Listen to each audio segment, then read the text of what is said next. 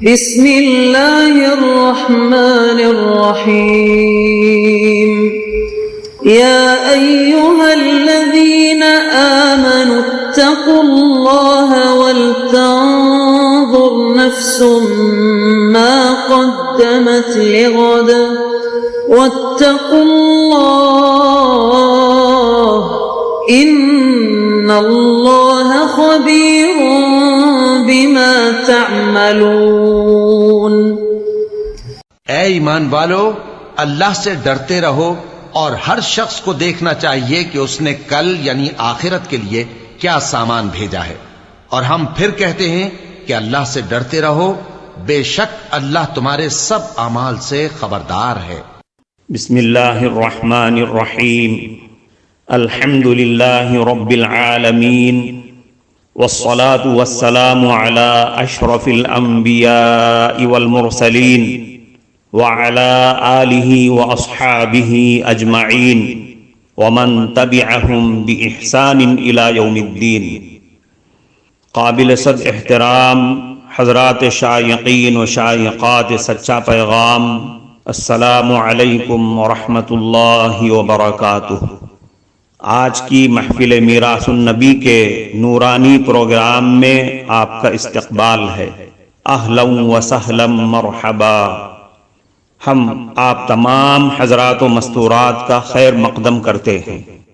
محترم حضرات و خواتین، تعلیم کا آغاز ہو رہا ہے۔ سب سے پہلے آداب تعلیم کا لحاظ کرتے ہوئے تعلیم کی طرف متوجہ ہو جائیں۔ پورے دھیان سے سننا، عمل کی نیت سے سننا اور تبلیغ کی نیت سے سننا، یعنی سنی ہوئی باتیں دوسروں تک پہنچانے کے جذبے سے سننا۔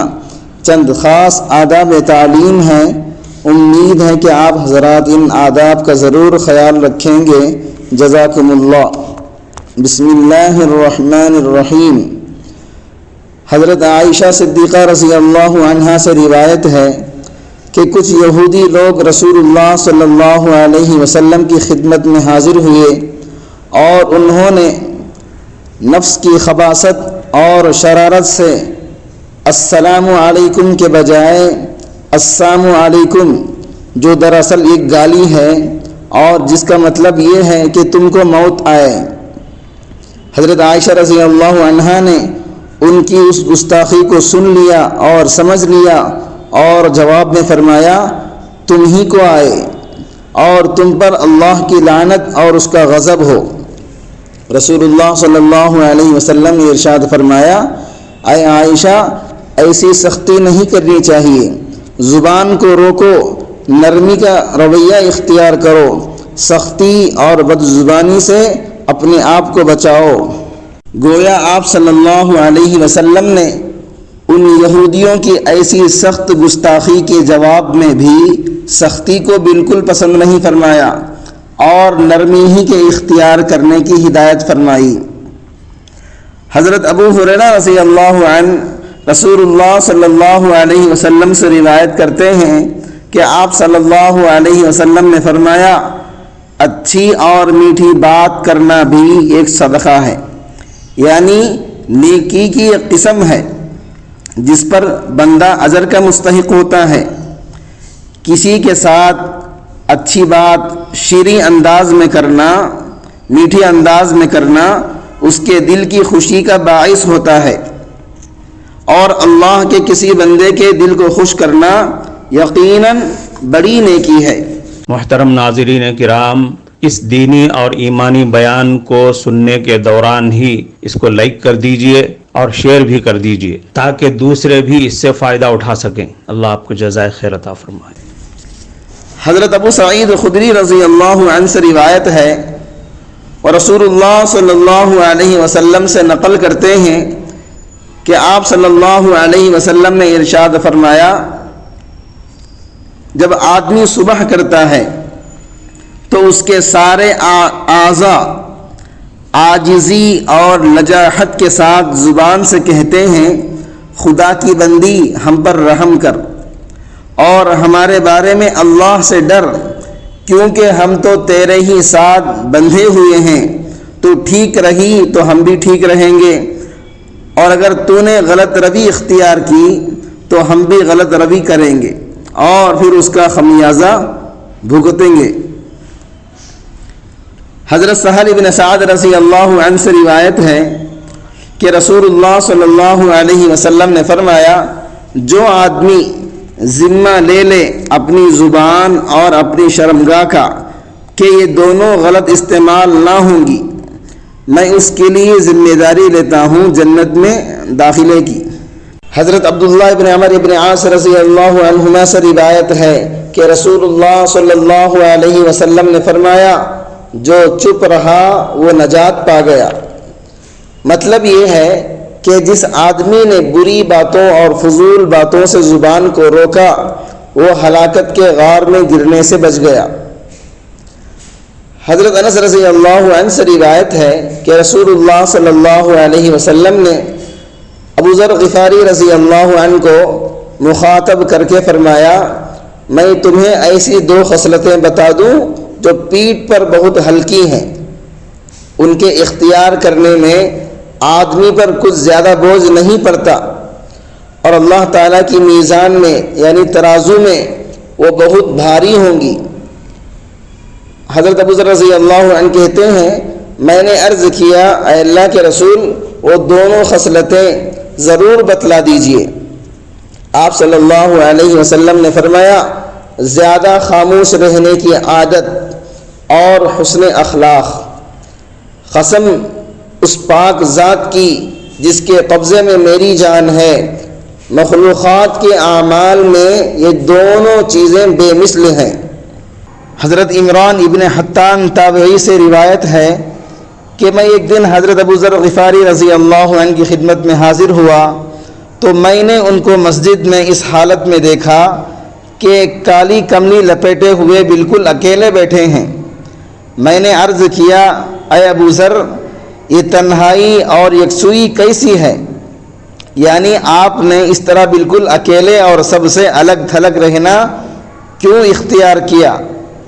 انہوں نے جواب دیا کہ میں نے رسول اللہ صلی اللہ علیہ وسلم سے سنا ہے، آپ فرماتے تھے کہ برے ساتھیوں کی ہم نشینی سے یعنی ان کے ساتھ بیٹھنے سے اکیلے رہنا اچھا ہے، اور اچھے ساتھی کے ساتھ بیٹھنا تنہائی سے بہتر ہے، اور کسی کو اچھی باتیں بتانا خاموش رہنے سے بہتر ہے، اور بری باتیں بتانے سے بہتر خاموش رہنا ہے۔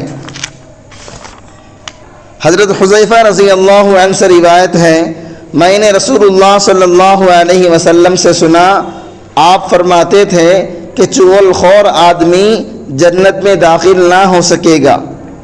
مطلب یہ ہے کہ چغل خوری کی عادت ان سنگین گناہوں میں سے ہے جو جنت کے داخلے میں رکاوٹ بننے والے ہیں، اور کوئی آدمی اس گندی اور شیطانی عادت کے ساتھ جنت میں نہ جا سکے گا۔ ہاں، اگر اللہ رب العزت اپنے فضل و کرم سے کسی کو معاف کر کے یا اس جرم کی سزا دے کر اس کو پاک کر دے تو اس کے بعد داخلہ ہو سکے گا۔ عبد الرحمن ابن غنم اور اسماء بنت یزید رضی اللہ عنہما سے روایت ہے کہ رسول اللہ صلی اللہ علیہ وسلم نے فرمایا، اللہ کے بہترین بندے وہ ہیں جن کو دیکھ کر اللہ یاد آ جائے، اور بدترین بندے وہ ہیں جو چغلیاں کھانے والے، دوستوں میں جدائی ڈالنے والے، اور جو اس کے طالب اور ساعی رہتے ہیں کہ اللہ کے پاک دامن بندوں کو کسی گناہ سے ملوث یا کسی مصیبت اور پریشانی میں مبتلا کر دیں۔ حضرت عبداللہ ابن مسعود رضی اللہ عنہ سے روایت ہے کہ رسول اللہ صلی اللہ علیہ وسلم نے ارشاد فرمایا، میرے ساتھیوں میں سے کوئی آدمی کسی دوسرے کی بات مجھے نہ پہنچایا کرے، میں چاہتا ہوں کہ جب میں تم لوگوں میں آؤں تو میرا دل سب کی طرف سے صاف رہے۔ حضرت انس بن مالک رضی اللہ عنہ سے روایت ہے کہ رسول اللہ صلی اللہ علیہ وسلم نے بیان فرمایا، جب مجھے معراج ہوئی تو ملائے اعلیٰ کے اس سفر میں میرا گزر کچھ ایسے لوگوں پر ہوا جن کے ناخن سرخ تانبے کے جیسے تھے، جن سے وہ اپنے چہروں اور اپنے سینوں کو نوچ نوچ کے زخمی کر رہے تھے۔ میں نے جبریل سے پوچھا یہ کون لوگ ہیں جو ایسے سخت عذاب میں مبتلا ہیں؟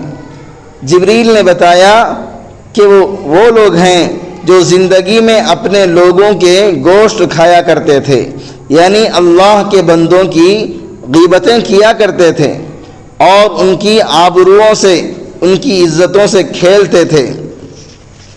حضرت ابو سعید خدری رضی اللہ عنہ اور حضرت جابر رضی اللہ عنہما سے روایت ہے کہ رسول اللہ صلی اللہ علیہ وسلم نے فرمایا غیبت زنا سے بھی زیادہ سخت اور سنگین ہے۔ بعض صحابہ نے عرض کیا کہ حضرت غیبت زنا سے زیادہ سنگین کیوں ہے؟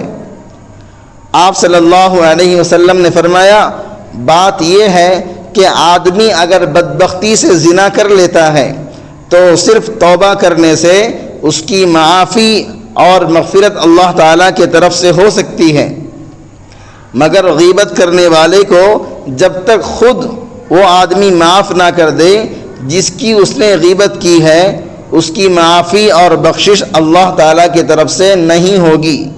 حضرت ابو ہریرہ رضی اللہ عنہ سے روایت ہے کہ رسول اللہ صلی اللہ علیہ وسلم نے ایک دن فرمایا کیا تم جانتے ہو کہ غیبت کس کو کہتے ہیں؟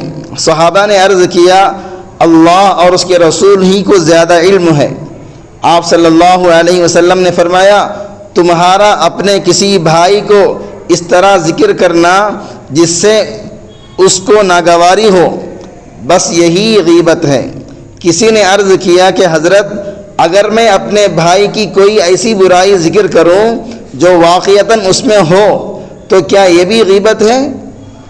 آپ صلی اللہ علیہ وسلم نے ارشاد فرمایا غیبت جبھی ہوگی جب کہ وہ برائی اس میں موجود ہو، اور اگر اس میں وہ برائی اور عیب موجود نہیں ہے جو تم نے اس کی نسبت کر کے ذکر کیا تو پھر یہ تو بہتان ہوا اور یہ غیبت سے بھی زیادہ سخت اور سنگین ہے۔